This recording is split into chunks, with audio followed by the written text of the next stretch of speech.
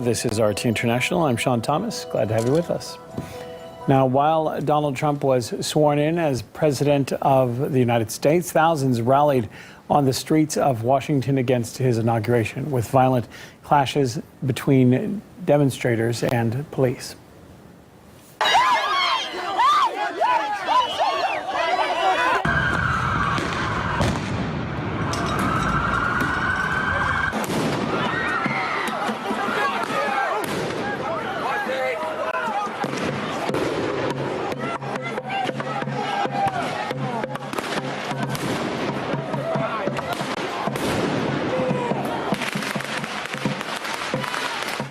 Protesters smashed windows, set cars on fire, and burned signs and other things bearing Trump's name.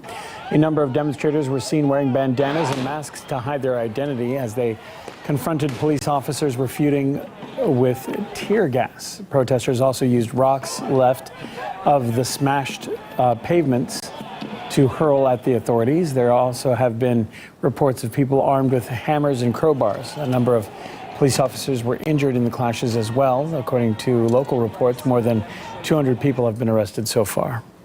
And one protest group, Disrupt J20, is calling for more inflammatory statements on social media, said that at this point, there's no such thing as a peaceful protest.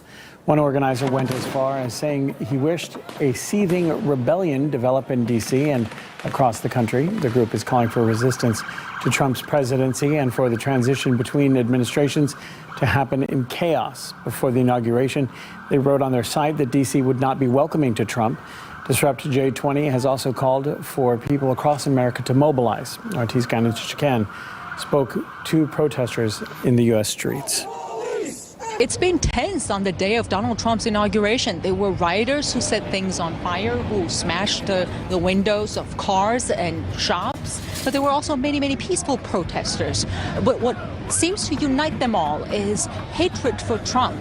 They think Trump is not a legitimate president. It was the democratic system that got him elected, right? Do you respect the choice of the people who got him elected? Do I respect the choice of the people who got him elected?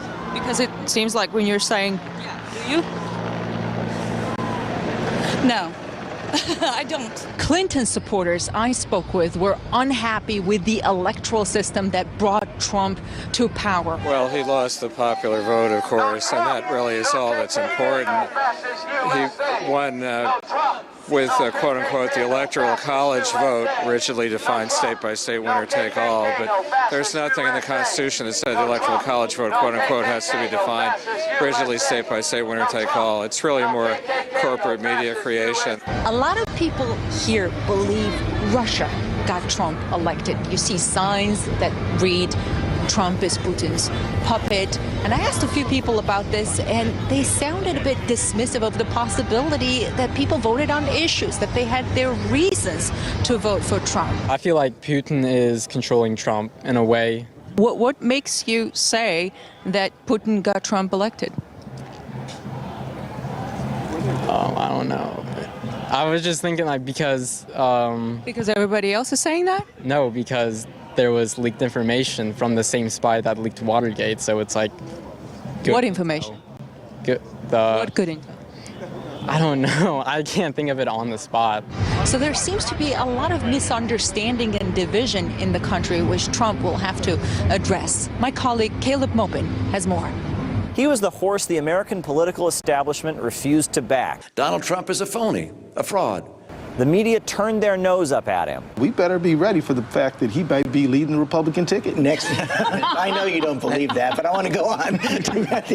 Celebrities tried to stop him.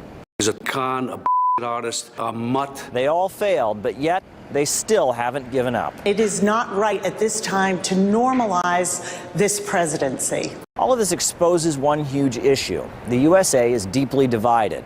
There's almost two Americas. Take a look at a map. You have the Clinton archipelago of Southern California and New York City, where, incidentally, most of the media is based. Wall Street, Silicon Valley, Hollywood, this is where Clinton had most of her support. And it should be no surprise that it's where Trump and his supporters are especially unwelcome, as I found out myself. We're going to show them, not my president, not my president. Who's going to hold? KKK, no fascist USA.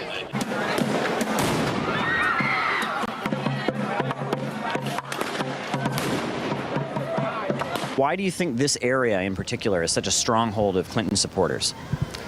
A lot of educated people that are sensible and know how the world runs. Hyper-educated people with huge amounts of money. I would say we're more open-minded. We're kind of more moderate. Well-educated people. He's smarter than the rest. Most of them are educated, but how many of them have jobs? The rest of America, well, you can call it Trump land. The people infamously branded as the basket of deplorables. While they may be proud to bear the name, they aren't exactly happy about the way the media and Clinton supporters have characterized them. Well, they were kind of arrogant, weren't they? Yeah. I'm not to judge what other people's education and stuff is, you know? How many of them are not working at McDonald's or somewhere, even though they have a 5-year, 6-year degree? It's not surprising. The country's divided in half. And the gap is widening because instead of an attempt at civilized dialogue, both sides consort to verbal abuses. This is our country! Our country! USA!